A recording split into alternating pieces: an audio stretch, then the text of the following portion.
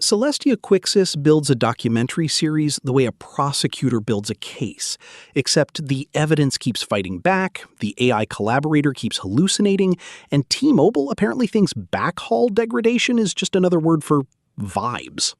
This episode covers one post from Celestia Quixis, a raw, chronological evidence archive for the first installment of a planned Telecom trap documentary series, tracing a months-long conflict with T-Mobile over network failures, customer service abuse, and what the post argues is retaliatory account tampering. Let's start with the catalyst itself. The central claim here isn't just my internet was slow. It's that T-Mobile operates a deliberate gap between what their reps admit on recorded calls and what their lawyers write to the FCC. And the post is structured as a forensic demonstration of exactly that gap. The post puts it in the author's own words, all caps and unedited. Fucking T-Mobile, sticking to their lies. I did not report a congestion issue. I did not report an ACT issue. I reported a backhaul degradation issue. They dispatched network engineers after I forced their IT rep to sit through 15 minutes of speed test readings every 5 minutes to show degradation IRT. The backhaul was fixed within 2 days. This is why I left T-Mobile. So the tower got fixed. The engineers showed up, did the work, and service was running smoothly by May 3rd.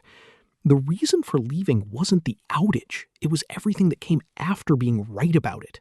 That's the distinction the post is careful to establish. The technical complaint was resolved.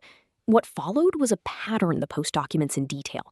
A customer service rep on April 30th who asked whether the author had gone to inspect the tower or was just Googling this, then told them I'll do whatever I want when asked to check her attitude, then routed the ticket to the wrong department entirely. The competence lottery, where you survive the IVR, survive the script reader, and occasionally land on someone who actually knows what an engineering ticket is. The March 22nd transcript captures that exact contrast. Rep Ralph confirmed the Scam Shield failure was a known issue and a recurring one, tied directly to T-Life app updates, and acknowledged an active engineering ticket.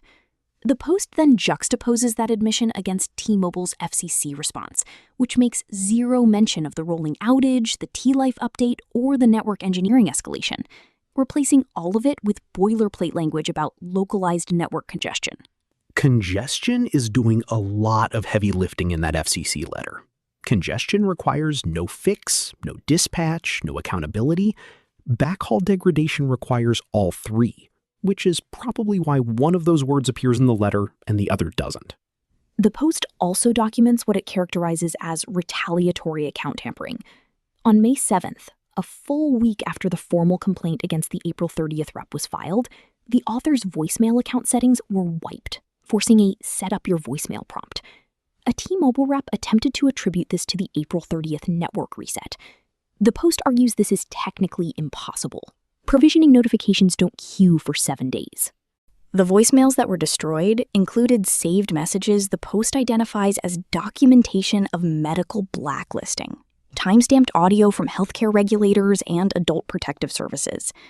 That loss is not incidental to the post's argument. It's central to why the author describes the Telecom failure as part of a larger cascading collapse.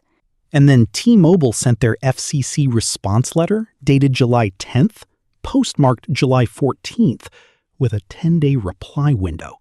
The post includes the envelope scan. The post frames the backdating as procedural bad faith. 4 days of a 10-day window consumed before the letter even arrived. The FCC rebuttal drafted within the post explicitly names this, alongside the congestion misrepresentation, the erasure of the CSR abuse allegations, and what it calls the weaponization of the author's own boundary-setting email as a pretext for closing the complaint. The post ends where it begins, with the author telling Robert Ramirez, in writing, to stop contacting them. The record stands, which, given everything documented in this post, is not a small thing to say. The post's stated purpose is to serve as the evidence base for the Telecom Trap documentary series. Raw, unpolished, and deliberately unmediated because the author's circumstances don't allow for anything else. That context runs underneath every transcript and every all-caps correction in the thread. The cascading failure framing is what makes this more than a carrier complaint. Slow internet, wiped voicemails, a broken FCC response window, all landing on someone trying to upload a music legacy before a terminal prognosis runs out. That's the territory the next installments are going to have to reckon with. The through line across this post is documentation as survival, building a record precise enough that no intermediary can soften or reframe it. The next episode will tell us whether the FCC agrees that the record stands means something, or whether it just means the file gets closed a little more slowly.